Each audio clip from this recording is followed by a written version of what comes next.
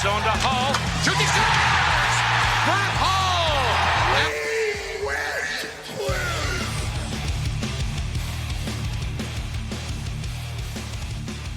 Hello, everybody.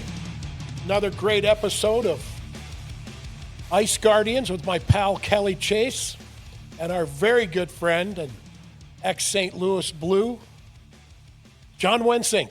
Welcome, John. Thanks for having me. We're here at the Window World Studio, brought to you by Siteman Cancer Center, and we're glad you're here and going to tell some great old stories because you played in one of the funnest eras, I think, in the history of the NHL. Wouldn't you agree? You know, we did have a lot of fun. It wasn't maybe as much of a business as it is now. And there probably wasn't, in fact, I know there wasn't the money involved back then that there is now. But yeah, it was a lot of fun. Yeah, I got to sit back, listen to all these stories for years. And then I'd watch you sit back and giggle about them, but I never hear you tell them. Yeah, we're gonna hear them today. You're in the middle of them, but you never, ever tell them. Well, I'm not really a good storyteller, Chaser, but I have a few. You know, I have a few good ones. Bet. Yeah. The only thing I might disagree a little bit with the business sense is the owners took the business very serious, and that's why there was no money for you. Right. Traveling, hotels. Yeah. They did not treat you like you were purebred Herefords. I remember, the collective bargaining agreement. We'd go and we as Players Association, we'd go and we'd argue for $2 more of meal money. Right. And I mean, $2 of meal money. And that was the big thing. We were going to get extra $2. And, it would have been so much better if maybe we would have added maybe a little more pension to it or a little more medical to it. Or I was just talking the other day with Barrett Jackman, and we were talking, and I brought up a point. Maybe we should have looked at maybe one last move from the city. You finish your career in a city that maybe you're not going to live in, and maybe you've got a 3-bedroom house with 2 kids or whatever, and now you don't have a contract. And I'm saying all this on personal experience. Right. I'm in Jersey with 2 kids, renting an apartment, furniture's everything there, but I got a house in St. Louis. So I'm also out of a contract. I don't have a paycheck. So maybe something like those to me, those were more important than $2 extra meal money. Because right. You're going to spend that on a beer anyhow. And you didn't a beer. You didn't have the greatest negotiator for you either. Alan Eagleson was in bed with the owners. Right, and it's all different now, and it's like I said, I think it's more of a business and more of there's bigger numbers involved, and I think the current guys are doing a good job as far as making sure that the in my opinion that the players are taken care of. That they are. Yeah, but a simple little thing like one last move to St. Louis when your career is done. If you're retired, you get your move paid for. Yeah, you get your one great idea. Yeah, little things like that. Yeah. But one of the things that I giggle a little bit about is, like, we would always be tougher on the French guys. We just were, and you came playing through the Quebec League. Right. And I don't imagine too many people made a lot of fun of you coming up through the Quebec League. Well, we were the only Ontario team in the Quebec League, and it's surprisingly, as a kid, I really never. I hated confrontation. I still do. I got my nose wiped a lot in the school playground, and I was playing junior B in my hometown. I'm 13 playing junior B because we didn't have enough kids, so I was a big enough kid, so I'd come. And I was always the 7th defenseman. And I'll never forget, it was a coffee break on the farm, and I'm complaining about it. And my dad, great supporter, but he never, he kind of stayed in the background. And out of nowhere, he says, well, if you don't like the way it's going, do something about it.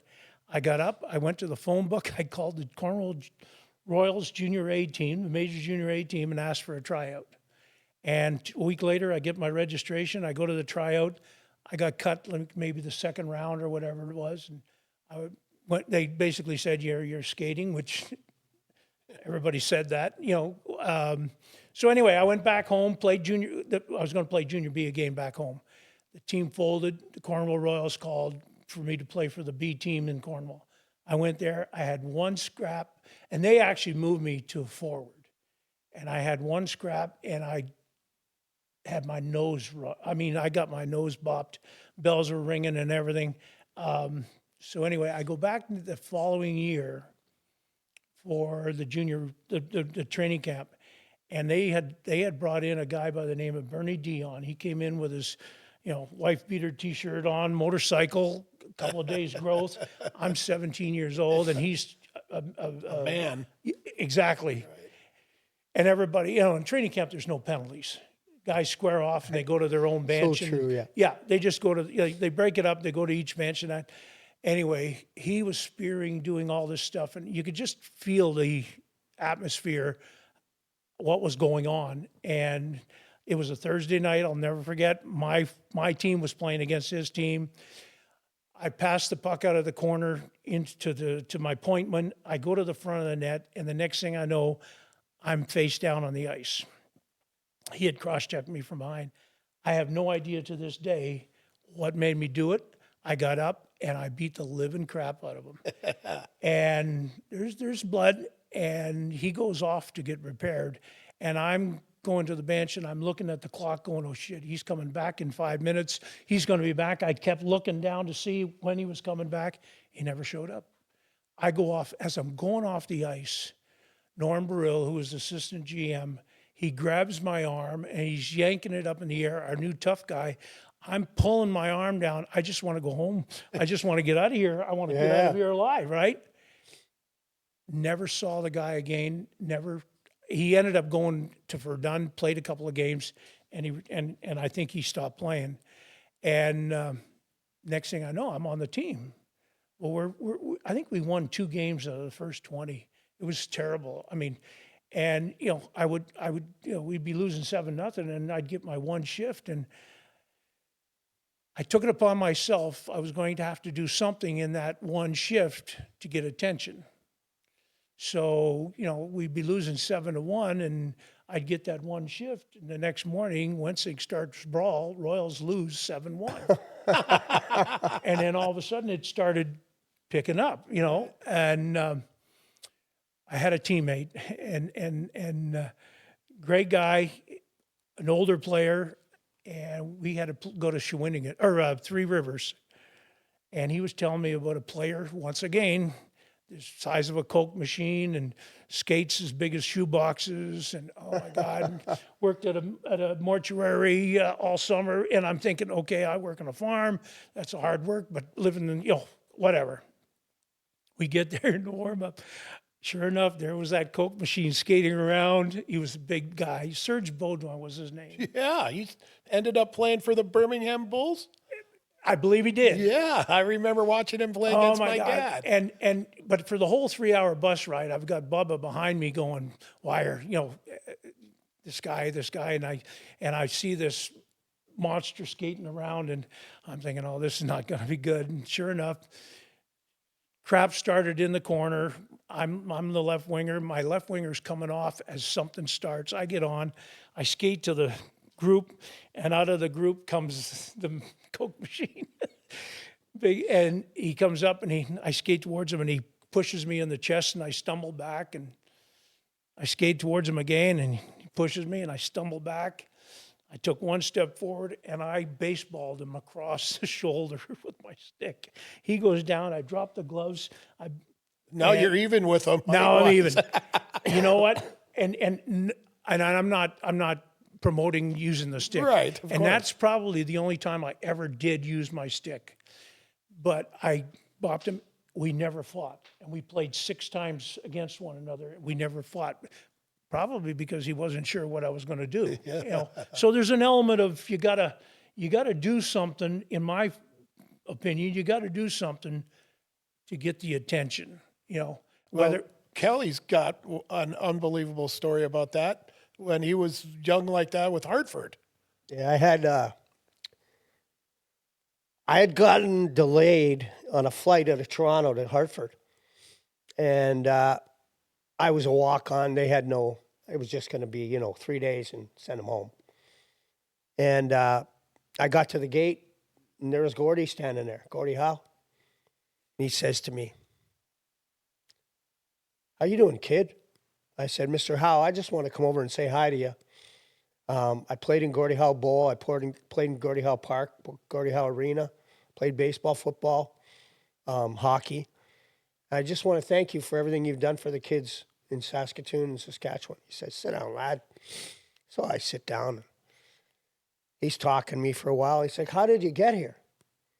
And I said, I don't know. I played in Saskatoon. I wasn't drafted. This guy, Bruce Hamilton, said, just give him a chance. And I think they're short of guys probably, and that's what happened. We get called up to the podium. Well, Gordie does. And they're canceling the flight, and they're going to send it in the morning. And the lady said, "Are you two together?" And Gordie said, "Yep." So she said, "Come on up here, son." So now Mr. Chase and Mr. Howe are rooming together. And I mean, you could have sent me back to Saskatoon the next day. I could have given a shit less. I was like, I'm getting a room with Gordie Howe. Yeah. It's unbelievable. Mm-hmm. No one's going to believe this story.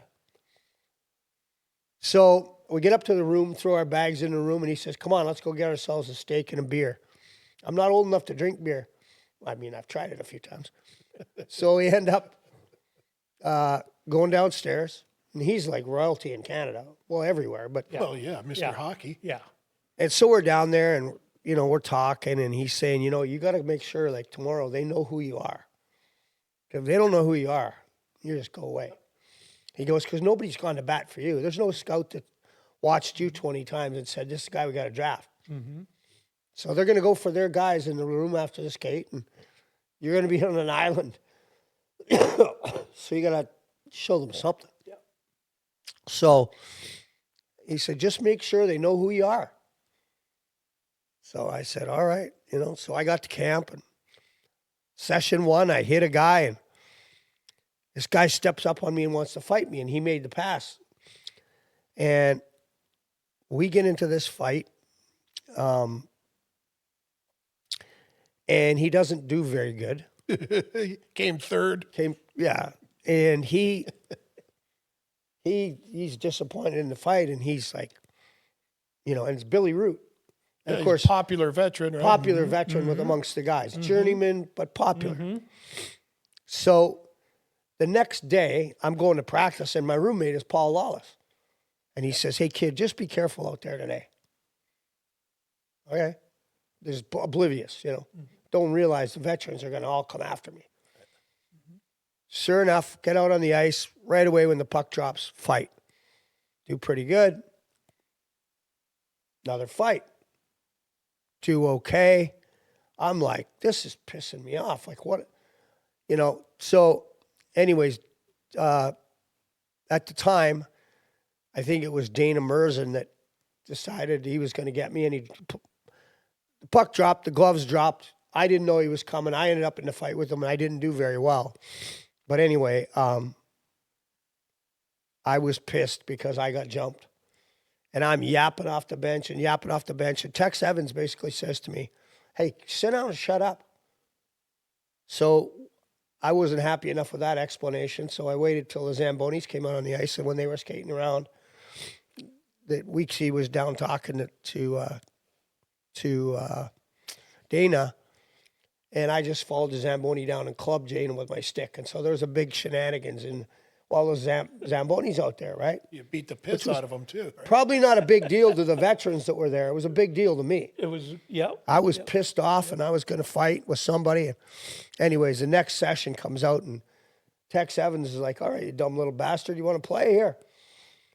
He kept sending me out, and I just kept getting, one fight after another. Chris Branch, Sean Cronin, Torrey Robertson had just come back from a terrible, terrible leg injury, so he didn't fight with me, but screaming at me and hollering at me. And Paul McDermott, I fought.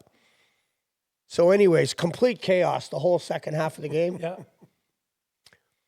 Went to go off the ice, shower. My teammates don't want to talk to me. They think I'm a lunatic. So they purposely stay away from me.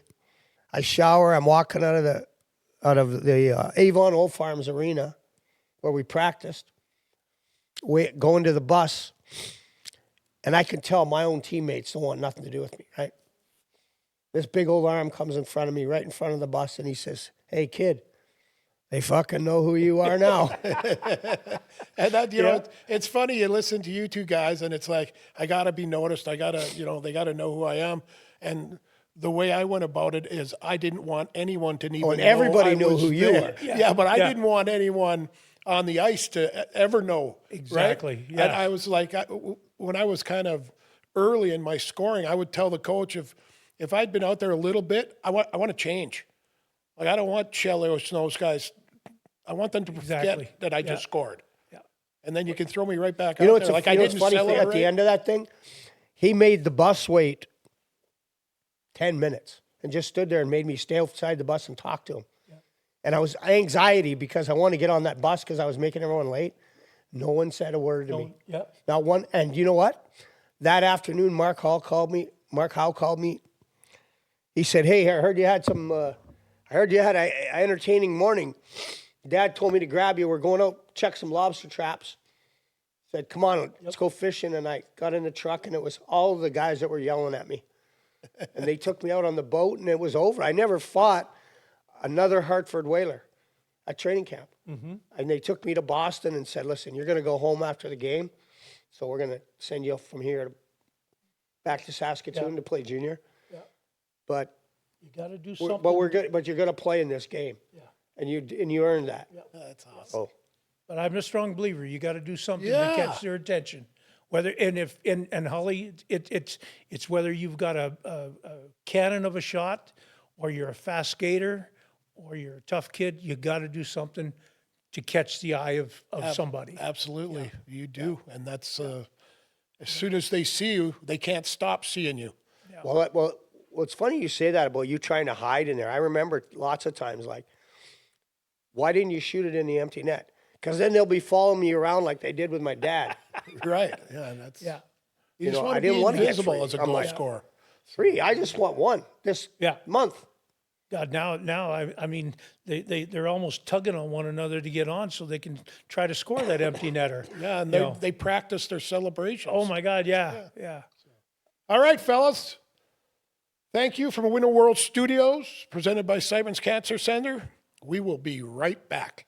Now it's time for your Get Check moment of the game. And today we're talking about prostate cancer. Did you know that besides skin cancer, prostate cancer is the most common cancer among American men? But it's very treatable, especially with early detection. Fellas, please speak to your primary physician about knowing when to get your PSA test done. A simple blood test could save your life. Typically, it's recommended you get the first test done around the age of 50. But if your family has a history of other factors, you may opt to get it done as early as your 40s. It's a simple blood test, and that's it. And if you're in Missouri or the Illinois area, you can go to getscreennow.com, or you type in your zip code and find a screening location near you. Or you visit siteman.washu.edu. We're coming to you from Window World Studios, Hully.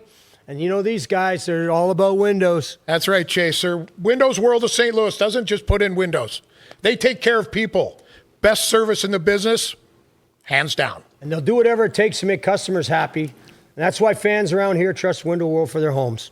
So if you need new windows, go with the teams that's willing to go the extra mile.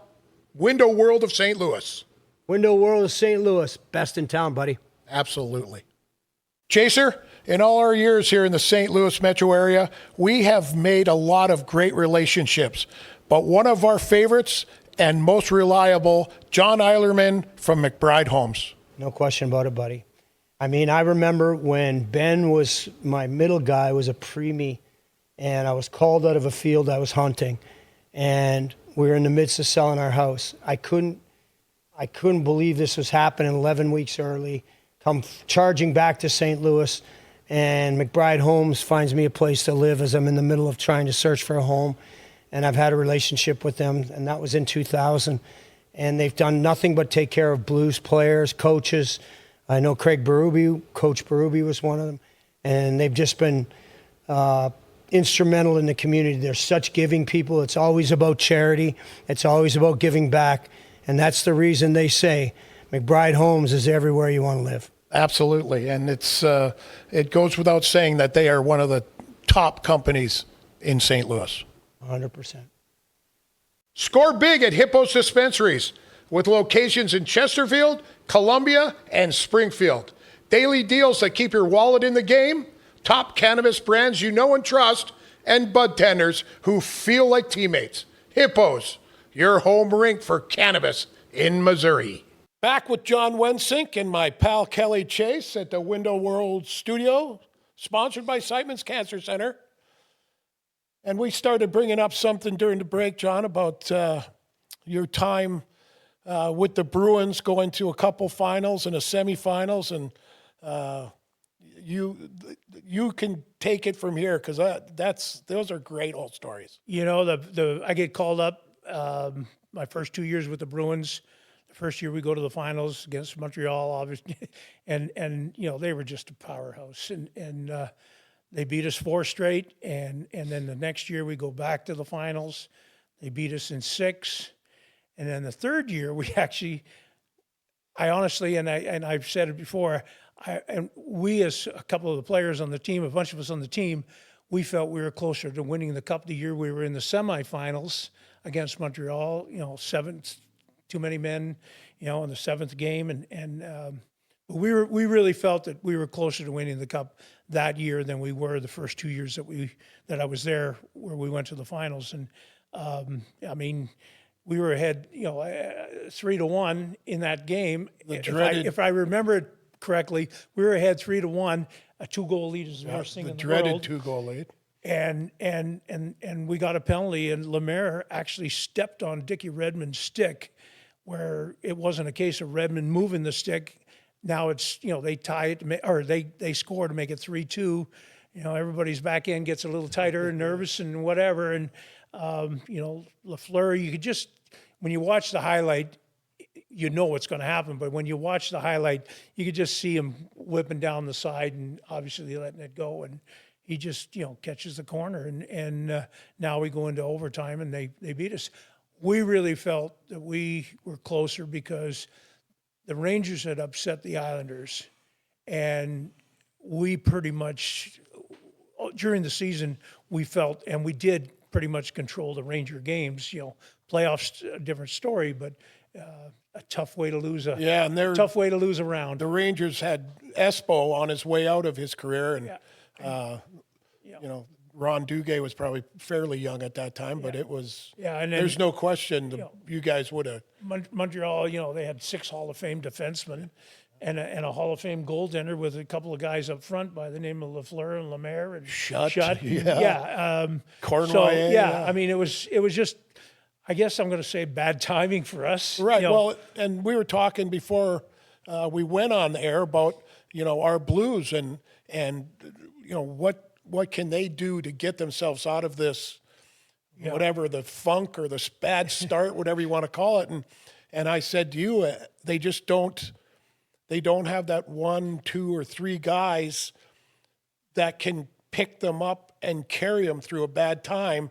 And that's exactly what great teams like Montreal, right? You know, they had those guys that's like, okay, well, we're down, but we're not out. Right. And I'm sure Montreal felt pretty comfortable.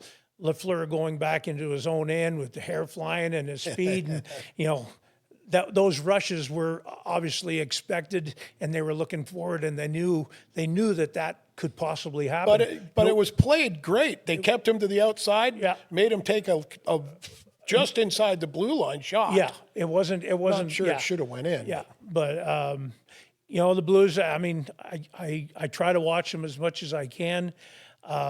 You know, I think I told you when I got here tonight, you know, I wake up this morning and I'm seeing a story that, you know, Binnington has to go. Well, Binnington just didn't all of a sudden become a bad goaltender. Right. Yeah. I mean, he's going to be on the Olympic team. Yeah, I mean, this kid won a Stanley Cup, and he's won the 4 nations, and he's come up big, and he's done well.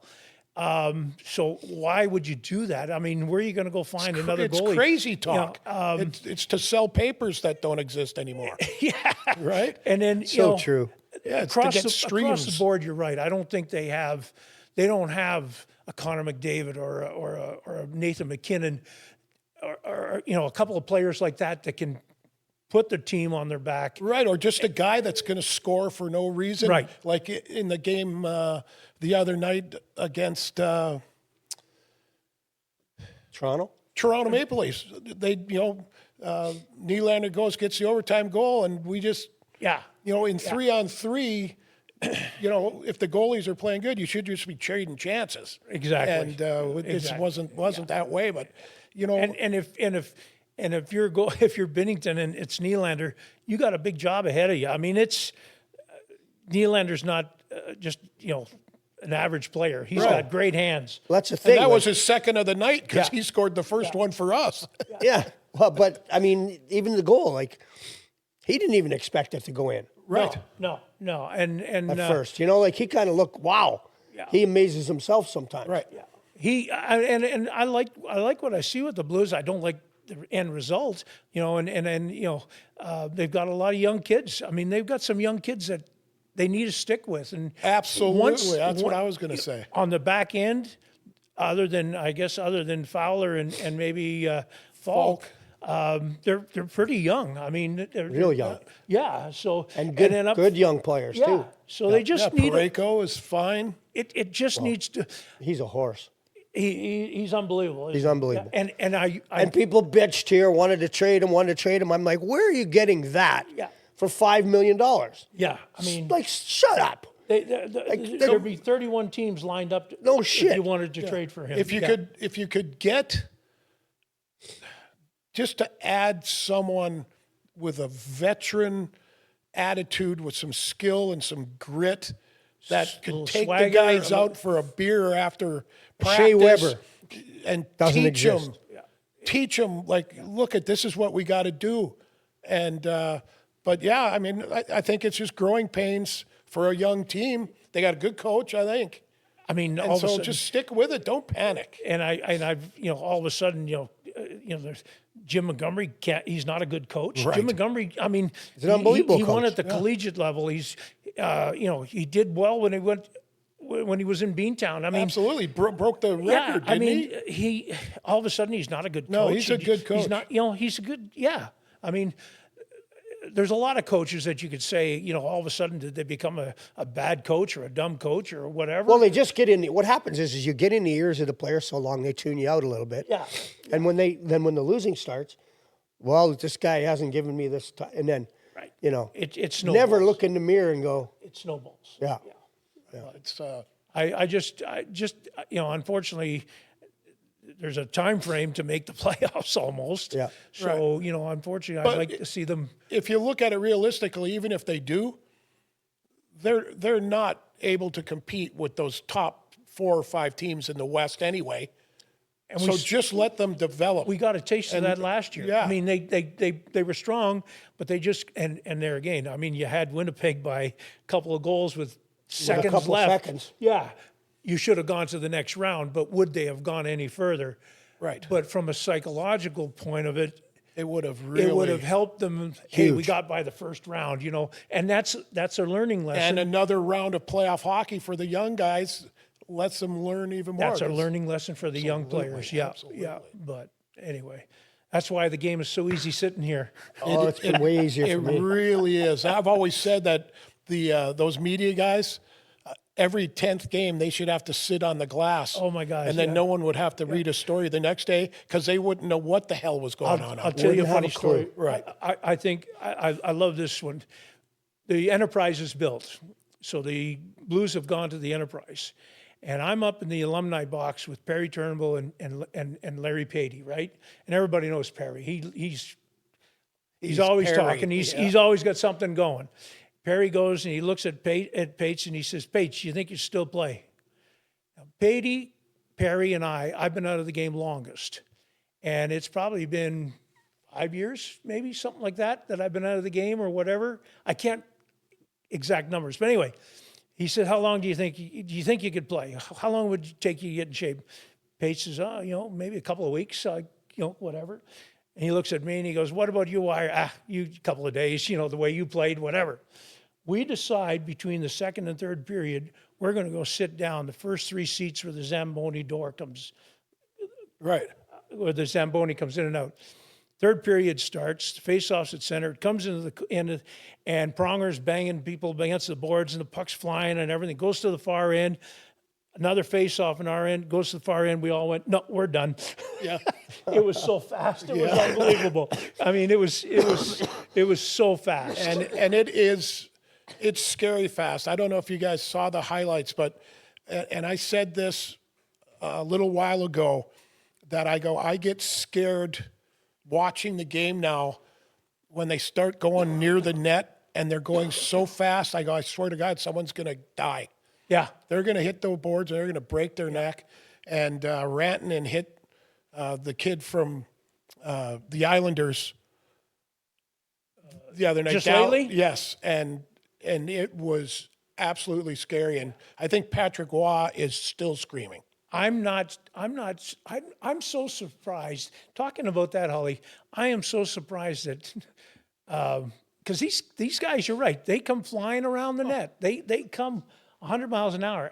I'm so surprised that someone hasn't said, I'm not doing what I'm supposed to do, but I am going to be waiting. Whenever I see somebody wound up, I'm going to be waiting at the other side of the net or even on that side of the net. Like our old pal Wendell Clark? Or even like a Bobby Plager. I mean, Bobby used to look for stuff like that. He would wait. And he Burr. patterned guys like that. And I myself, I would, like on a forecheck, Terry and I, O'Reilly and I, we kind of had a deal, or I should, he would... The trains are coming. We'd dump it in one or the other's corner, and Terry I would already be on my way. I'd almost be at the circle before the guy got the puck, and I'd be waiting behind the net.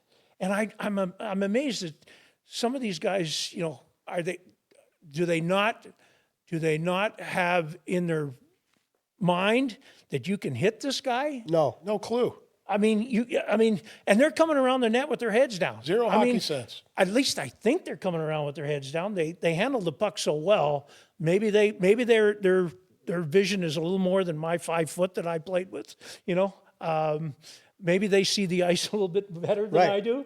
But I every time I see these kids come down the wing and the defenseman's pushed them wide, where's that other winger, that off winger? Just don't worry about your defenseman. You're going to just go and meet the guy. Yeah, Just have a little be ready invitation there. Yeah. But it doesn't happen. Well, I think you could almost pattern guys like Dallas Drake and guys that I knew that were really good at that. That was coming into their game. That was their game when this whole thing was coming in, where there wasn't going to be as aggressive. It wasn't going to be as many hits. Yeah. And man, could you catch guys. Yeah. At the end of my career, I'd hit a guy and then I'd go to the bench and I'd sit down and I'd say, Jesus, I've been having pregame naps for 2 years waiting for that. Right? Seriously. Yeah. Like I can remember one time we're in Boston and I can't remember the guy's name. Is it a good spot to hit people? Comes through the middle of the ice, I watched him do it twice in the game. Comes through the middle of the ice and then swings over and then goes as hard as he can down the right wing, cut across the left. So he's comes around the net, gets over there, and then comes all the way. So he's basically trying to slow the pace down. And with the defenseman, what the hell is his name? Anyways, I thought I'm going to step up one of these times. When he just starts to come across the neutral zone, I'm going to hit him. I don't care. I'll leave my guy. Yeah. He didn't even look. He ran into my shoulder and was laying there. Gary Galley? It was like... It wasn't Bork. Oh, it started with a P. It doesn't matter. He didn't last long. But they never thought about it. The Just came from Europe and was like, well, this is how we play over there, so here we go. I can't think of the name. And we were getting phased out as far as tough guys. The game has definitely changed, no question. For the good, maybe. Maybe. And I say that because I loved my era because that's the era I played in, Yeah. And why wouldn't I love that era? Because that's what I was part of. And we had Wendell Clark in here a while ago, and we talked about our era and the black and blue, or the Chuck Norris division. And I said I was actually happy when we'd get out and we'd have to go on the West Coast or East Coast road trip, because it was like, oh my God, thank God we don't have to play Toronto, Mini, Detroit, or Chicago for a week or two. Yeah. And because it was you were going to play 2 of the 4 of them every week, and one of them was going to be a hockey game, and the other one wasn't. It's so true. Yeah. And for me, it was. I played the Blues, the Bruins, the Nordics, the Rockies, and then eventually Jersey, the same organization. But it was amazing going from one organization to the other. What Max McNabb, Peter McNabb's dad, said one time, he said the hardest players to trade for were the Bruins because of the fact they were so set in their way. And he says, so when you bring a Bruin in to your system or whatever, it's hard to change their habits that they had as a Bruin. Meaning what? Meaning physical, hard-nosed, just... What the hell would you want to That's change what I was about about to say. What the hell? What do you? Oh, let's get those floaters out there that don't do anything. And I'm gonna share this little with it. I go from Quebec to Colorado, right? So why does Colorado pick me up? Probably because of my reputation. To bring some of the Boston Bruins to what their I was going to organization. bring, right? So anyway, we're in Colorado, and the year before I was in Quebec, and I'm a fourth liner in Quebec, and I show up at the morning skate, and I look at the board, and I'm on a line with Robbie Fitorik at center, Alan Cote on right wing, and I'm on the left wing. Normally I would have been down here with the other 2 guys, and our assignment was to watch Gretzky. We were going to play against the Gretzky line. And I'm like, holy shit, this could be good, either good or bad, one or the other, right? That's the only way it's going to turn out. And so I go morning skate, I go home, I have my pregame nap, meal, and whatever. And as I'm going out the door, and Rhonda gently, my wife gently gives me, play hard, have fun, be safe, that type of thing. And I go, yeah, whatever. And this time I go out the door and she says all those things. And I said, Gretzky's not going to get a point because I'm going to. And I said a few things. And now she's worried the whole game, right? Because she doesn't know what I'm going to do, right? So anyway, the game goes along, and it was a pretty good game for me. It could have gone either way, because if Gretzky would have scored 4 or 5 goals, or his line, I wouldn't have seen much ice. Right. I ended up getting a hat trick. I love it. So his line doesn't get any points, right? So now I go to Colorado, and I'm thinking, and we played Edmonton one more time in Quebec, and Gretz came around, and I didn't deliberately go to take him out, but he ran out of ice, and I wasn't fast enough to get out of his way, so we kind of bumped one another, and the next thing I know, I got 4 Oilers all over me. And Sather's on the bench, and I'm in the box. I think it was a big defenseman. I can't think of his name. Jackson. No, Price. Yeah. Yep. Price. Pat Price? Anyway, Yeah. he's the one guy that I'm squared off with, and I'm in the box, and Slatsy's tapping Big Dave on the shoulders, and nothing happens. So anyway, I go to Colorado, and I'm all set. I'm all prepared. I'm thinking, okay, I'm gonna do my job tonight. I'm going to drag this team into a game against the Oilers. Right. And I'd never said a word to anybody.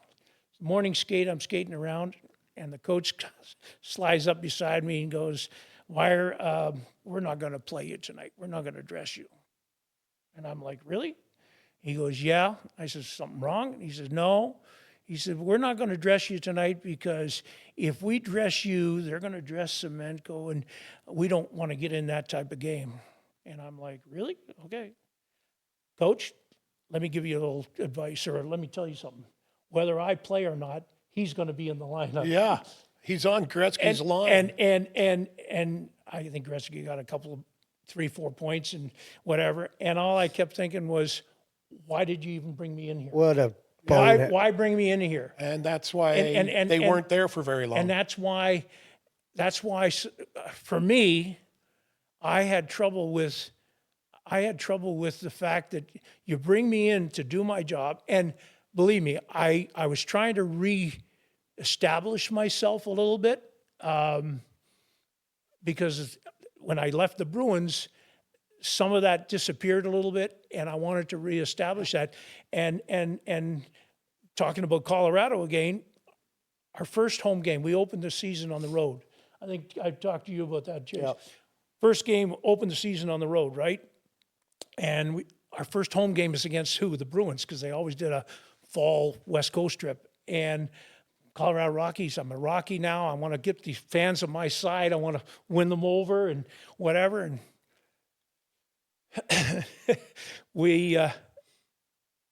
one of my teammates cross-checks O'Reilly in the front of the net, and Terry goes down, and my teammate rubs his face into the ice, and the coach is grabbing my sweater to get out there, and I get out, and Hully, Chaser knows this. I get out there, I skate as hard as I can, and I go right to Taz. I get a hold of Taz, and I pull him in close, and I said, Taz, you can't do anything now. He goes, why? But you see what he did? I said, yeah, I know, I saw that. In the meantime, I'm looking to see if another Bruin player is messing with my teammate. Taz, you can't do anything now. But wire. And Taz, I know. And I'm still watching. I says, I know. I says, I'll tell you what, let the game go on, see how the game goes. Towards the end of the game, he's all yours. And if you don't get him in the game, I'll get him for you in practice tomorrow. And then the game ends, and nothing happens. And Hully, this is how much I think respect I had from my teammates in Boston, because no one else did anything because they didn't want to put me in a bad spot. Or they were all smart enough to know he was going to get one of us, and I don't want it to be me. Well, here's the one part that Terry O'Reilly is one of my closest friends. He's our oldest daughter's godfather. And so anyway, the game ends. Nothing happens. The game ends, and Terry gets his skates off. He still has a sweater on. He grabs somebody. He says, where is the Rockies' wives' room?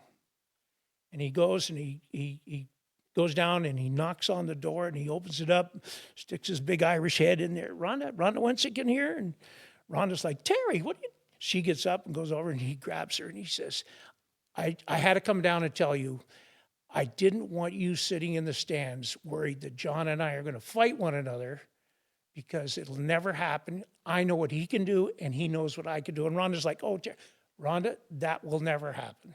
So that was awesome. pretty cool. What a guy. That's really Love that cool. stuff. Yeah. All right. We're ready for another break from the Windows World Studios, brought to you by Siteman Cancer Center with Kelly Chase and John Wensink. We'll be back.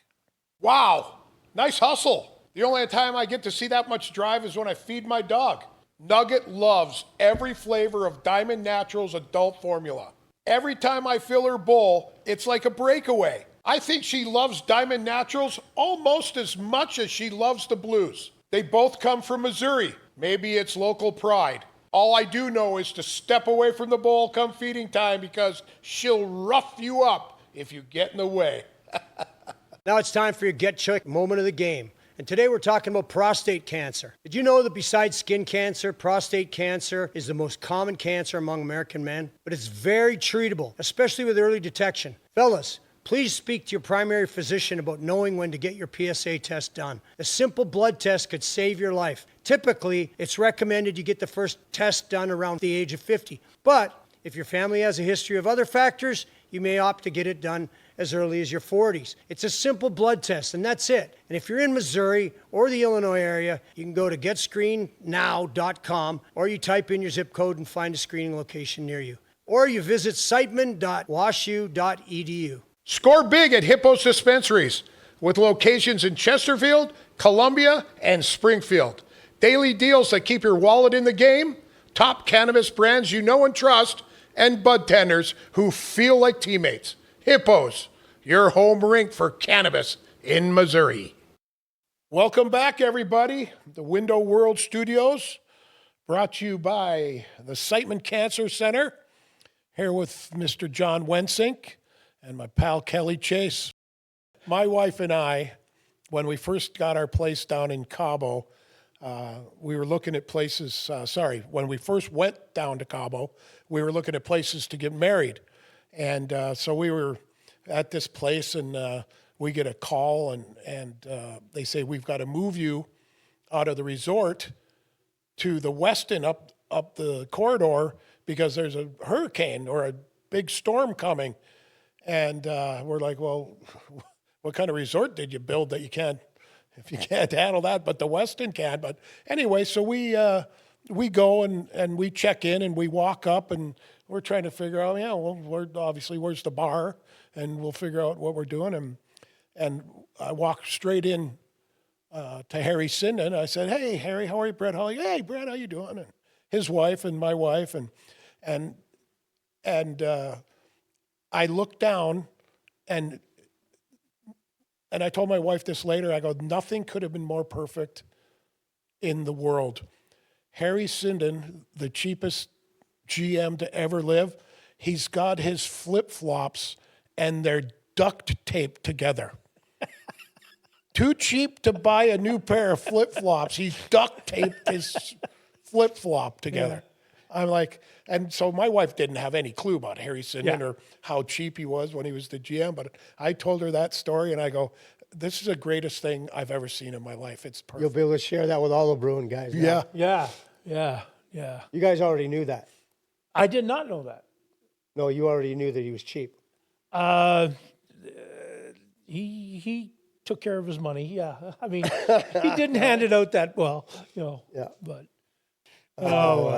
And Hully, I know you were asking me about a couple players that John played with that you said, I got to ask him this. And the thing of it is like, it's becoming we did a really poor job with the NHL, and Adam Scorgi brought it up, of archiving the history of the game. Yeah, film and highlights. And there should be an NHL, like, at least once a week, there should be an old-time hockey game on from the 50s, the 60s, the 70s, the 80s. That'd be cool. That'd be good. Wouldn't that be fantastic? And sure. Nobody can screw up the NHL network like the NHL. No, I mean, that would be, what's the term? Remembering the past or whatever? Yeah. I mean, that would be a big, that would be something good. Yeah, Sure. like VH1, the MTV channel with the videos. They always have the My Generation, and they showed videos from the 60s and 70s, and I loved watching those old things. But I've been lucky enough to catch a few old ones with my dad. I remember watching the 71 All-Star game in St. Louis, and he won the MVP, and I was like, there wasn't only 17 short years later I was playing in that arena. Crazy. I'm gonna ask this: do you ever watch video of yourself when you played? No. You never watch it? Well, I mean, the highlights, but not like if I have to, because you're never as good as you think you were. Yeah.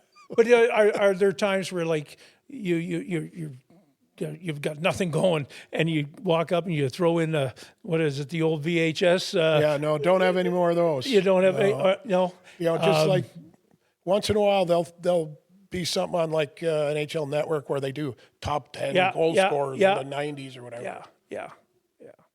Was I on it? Off the ice score. Oh, yeah. Here we go. Yeah. Here we go.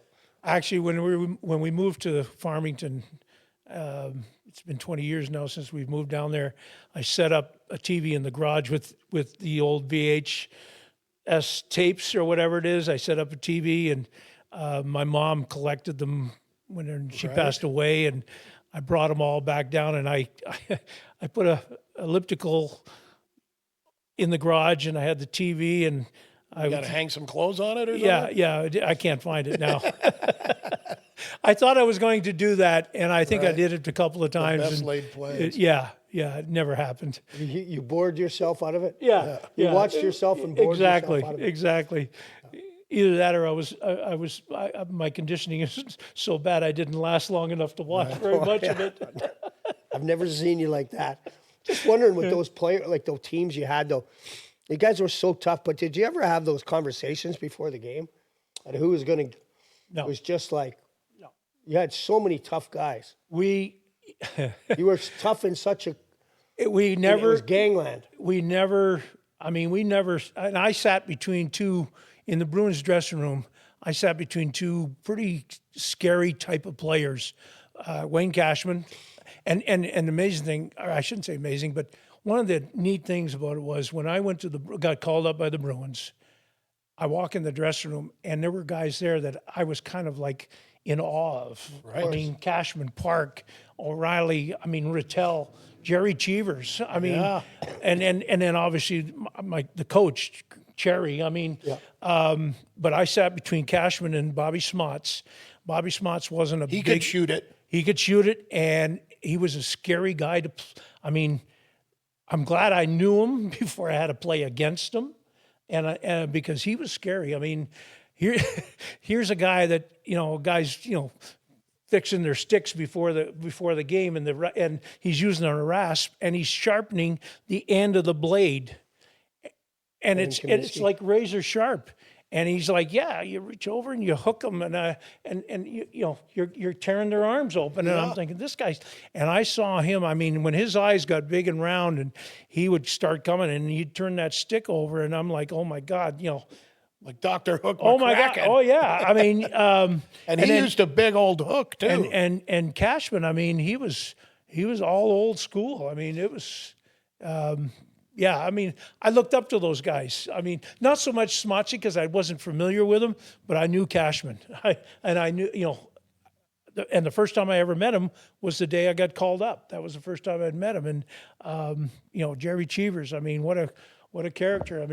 That morning I get called up, I'm in the morning skate and we're doing a drill, and I go in, it's my turn, and I shoot it, and before I even got into the corner, peeled off into the corner, I feel something sharp on the back of my legs, and I turn around. I thought maybe somebody had shot the puck and it deflected. It was Cheesy. He'd come over and he two-handed me with his stick across the back of my legs, and he said, "Hey kid, nothing over the pads." And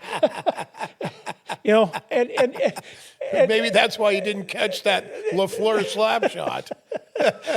So it was those were things that I'll always remember, and I loved about Cheesy. He would go to war with you, and like you said, or you asked, did we ever plan something? No, we never planned it. It just happened, and if you went into if you knew you were going to be in trouble at all, you knew you had 3 or 4 guys right there with you. And I guarantee that those Stanley Cup winning Flyers teams tried to be the Boston Bruins. Yeah, they said we're going to be like that. Yes. We're going to model our team. Yeah, I'll never forget a game in Atlanta. Willie Plett right at the buzzer chopped like the goal. Our goalie put his hand on the puck. The buzzer goes. He chops him. We're on the ice, and both teams are on the ice. And Willie was tough. And Willie was a tough kid. Yeah. And they took him off the Zamboni door. And it was at the end of a period, second period. And they took him out of the Zamboni door just so that we couldn't get to him. And then we're in the dressing room, and we're kind of like, that's the only time maybe we were trying to plan something. No, don't you get him. I'm getting him first. No, you know. And we were, and if I would have been Willie, I would have probably said, gosh, I got a bad knee. I'm not going back out there.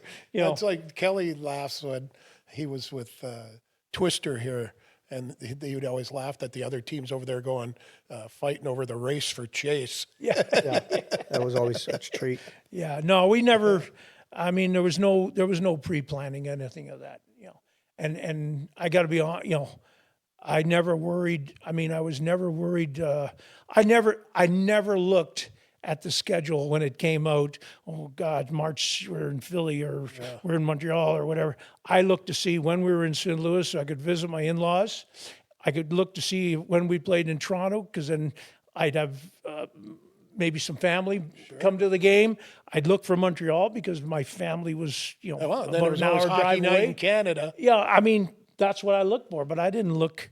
I mean, and I'll never forget Dave Schultz making a comment, and he said, he pretty much knew it was time to give it up whenever you couldn't go to sleep at night, worried about the team you're going to play against. I never had that. No, I never worried. I never worried partly because I knew I had other players on my side that would take care of stuff. Well, I had it when I had it bothered me the night before games sometimes to go in when I was young. And then I know where I was standing when I said, what am I doing? And then it ended and I never did it again. It was like, Yeah. I thought I was going to win every fight. And that was the other problem I had. Yeah. I never went in. I never went into any of them thinking that, okay, I might not win this one. Well, you mentioned that you weren't, like you grew up, you weren't really a tough guy. You were kind of quiet. And, I read something that Dave Schultz was the same way. Even when he started playing, he wasn't a fighter. And he said, I'm not going to play if I don't do something. And he became Dave Schultz. Right. Well, he had a coach also by the name of Freddie Shiro who knew how to work his team. Right. Okay. And obviously Dave, I'm saying this only because I'm guessing that he probably figured I got to get noticed. Yeah. Right. I got to get noticed. Well, he we said earlier. said that Shiro told him that. Yeah. You can do nothing and be nothings. Yeah. And he said, I didn't want to do that. And he said, or you can get out there and show everybody that you care about being a flyer. But he wasn't a fighter. He's just a big kid. Yeah, He he was not growing up, that he wasn't type of at all. guy. No. Yeah. And then he just became that. And I couldn't believe it because I thought it was like, he was just like that growing up playing junior. No, I mean, as a kid, I walked to and from school, and there was a route that I would not walk home because I knew I had to go by a couple of houses where I'd either my lunch would be stolen or something, or I'd be tripped in the mud or whatever. So I would maybe walk another block around or a different way. I really don't think I'm a confrontational type of person. I hate arguing. I really do. But Well, you're not going to win it in your marriage anyway. So no, what does it no, matter? no. Yeah, Like you said, I just think get I'm- on the four-wheeler and go have a nap. that's in the exactly back. right. I got a lot of fence on the property. It all should be fixed by now. 20 years I'm later going to of fix fixing some fence. Well, I'll tell you, it's been great stories. We're going to take a quick break here from the Window World Studios, sponsored by Siteman Cancer Center. We're going to come back with a little treat for all the people. We're coming to you from Window World Studios, Hully. And these guys, they're all about windows. That's right, Chaser. Windows World of St. Louis doesn't just put in windows. They take care of people. Best service in the business, hands down. And they'll do whatever it takes to make customers happy. And that's why fans around here trust Window World for their homes. So if you need new windows, go with the teams that's willing to go the extra mile. Window World of St. Louis. Window World of St. Louis, best in town, buddy. Absolutely. Now it's time for our Get Checked moment of the game. And today, we're talking about breast cancer. And if you're a gentleman watching, please tell your wives, girlfriends, friends, daughters, sisters, aunts, and even your mother-in-law. Gals watching, listen closely to this. If you're 40 or older and haven't yet gotten your mammogram, it is so important that you do. Women who undergo regular yearly screening for breast cancer have better outcomes than women who don't. If you have family history of breast cancer, there is a chance you will need to start getting screened even earlier. And that's something to talk to your primary care physician about. Siteman Cancer Centers offer a mobile mammography van that parks at convenient places like Schnucks and Walmart all over town, so you can get screened on your way to run errands. Check out the van schedule and make an appointment on Siteman's website, siteman.washu.edu, or type in your zip code at getscreenednow.com. If you're in Missouri or Illinois, to find multiple locations near you to get screened. Hully, you know what's worse than a defenseman putting you into the boards? Well, that's an easy one. Paying out of pocket for car repairs. That hurts more than a fight with you. That's why there's CarShield. When there's a breakdown, CarShield helps you cover the cost and doesn't leave you stranded. Over 5,000 parts and systems covered, and 24/7 roadside assistance. It's like having an enforcer in your corner, only for your car. Month-to-month coverage plans that fit any budget and no long-term contracts, bud. Don't wait for a breakdown. Go to carshield.com today. Coverage varies by plan. View contracts and exclusions at carshield.com. Welcome back, everybody. Kelly Chase, John Wensink. Window World Studios, presented by Siteman Cancer Center. And I'm just going to let the video play, and then we'll let my two tougher partners here talk about what's going on. Is that Willie Platt? No. There's a guy coming Jansen. in third. Jansen. Steve Jansen? From the Olympic team? He's a Jansen boy, yeah. I'm not sure he knows who he is right now. Tell us who's fighting here. Well, there's John Wensink, number 18, right there. Now, are you pulling his hair? Looks like he's making love to him. Oh, got a face plant. Well, if you're going to pull the guy off, pull him off. Don't let him get an upper hand.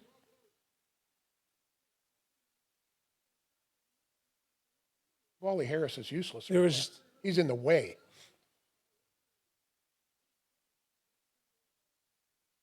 Talk to us. Tell us what's going on. What started this? I have no idea. Other than Terry.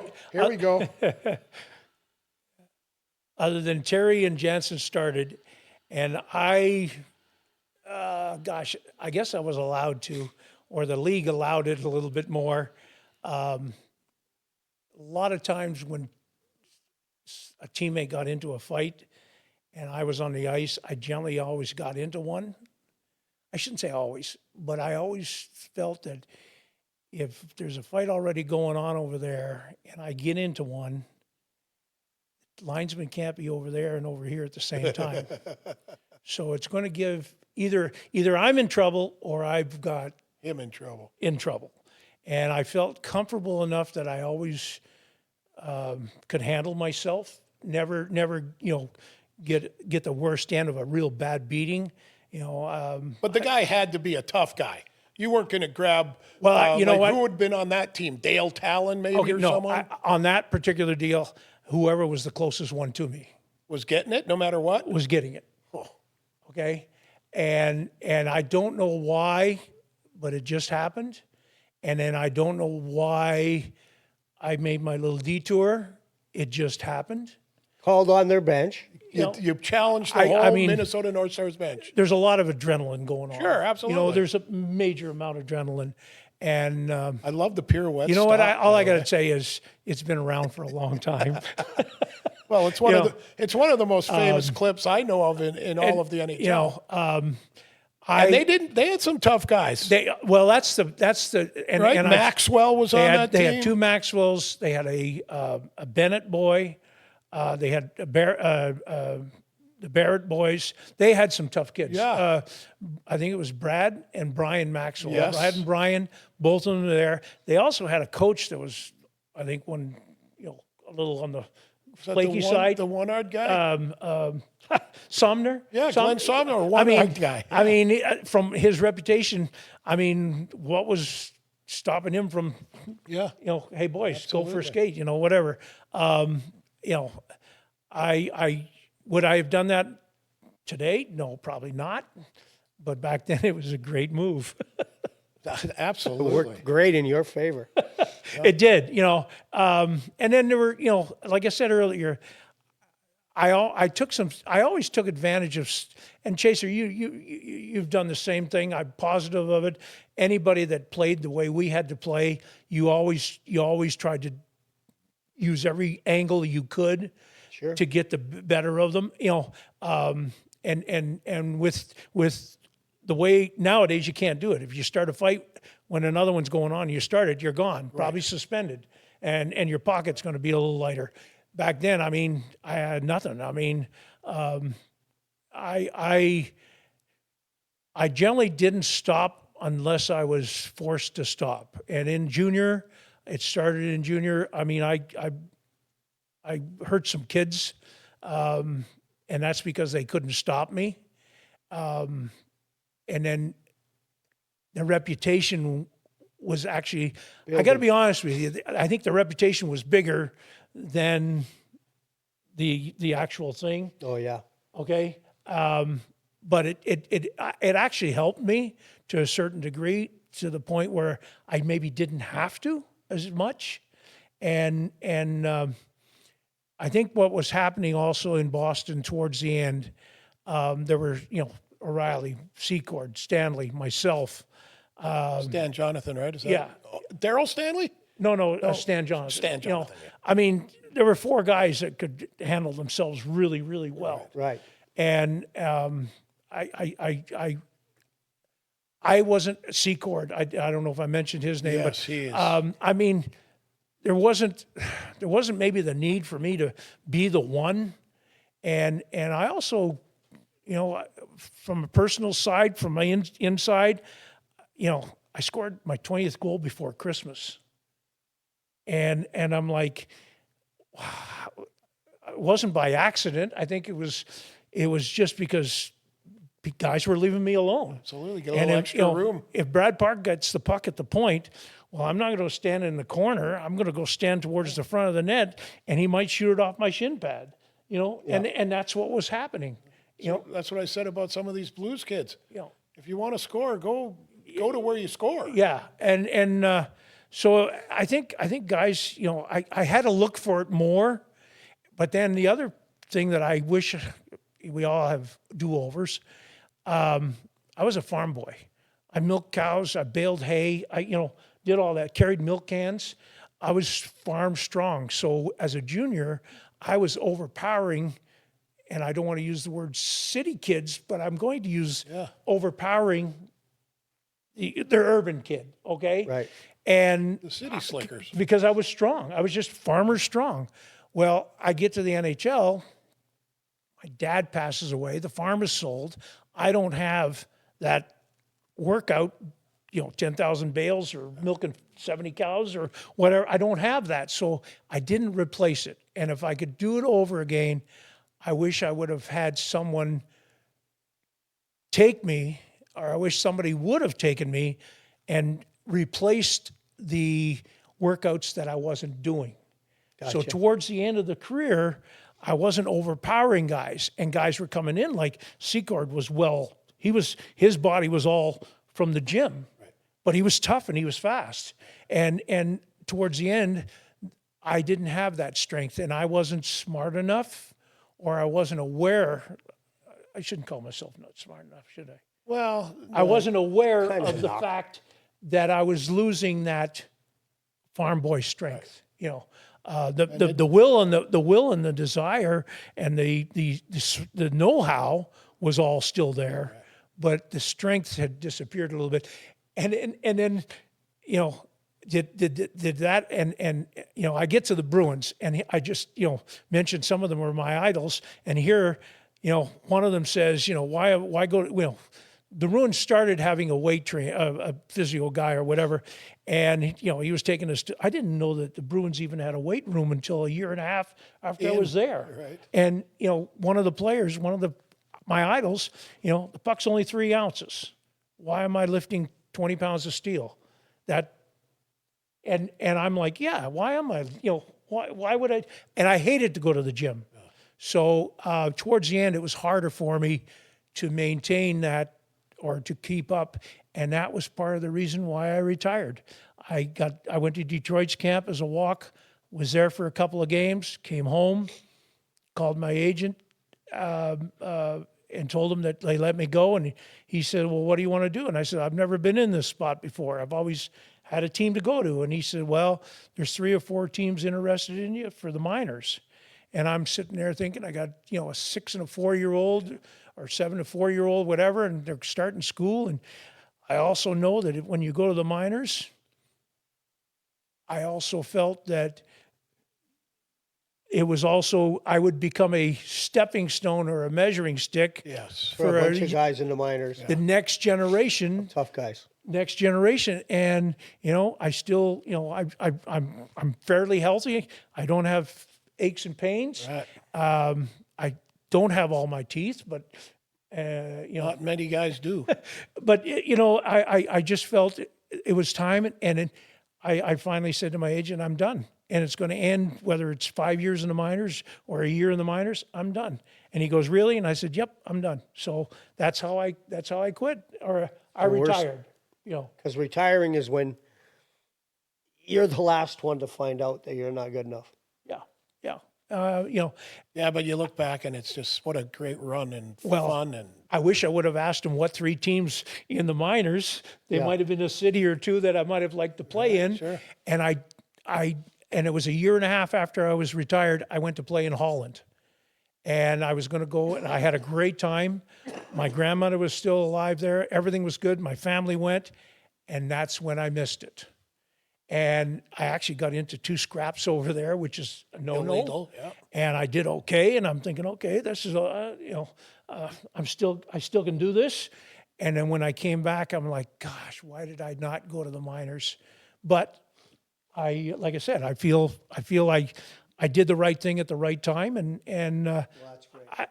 You got an unbelievable career. it was unbelievable. You Yeah, have unbelievable Yeah. teammates that think Yeah. you're unbelievable. Yeah. So it's a great game. What a game. Great game. What a game. Great We're game. so lucky. Yeah, we are lucky. Everything Anybody we that- have in our life, we owe to the game. exactly. And the Chaser. game doesn't owe Yeah. us much. No. He owes us nothing. I mean, I'm one of the luckiest guys because from where I started with my little girl skates to where I went and was a part of, I'm happy. Yeah, me too. I got buddies, friends. Yeah, I mean, absolutely right. people that I'll know and love Great forever. Blues alumni. Yeah, Oh, yeah.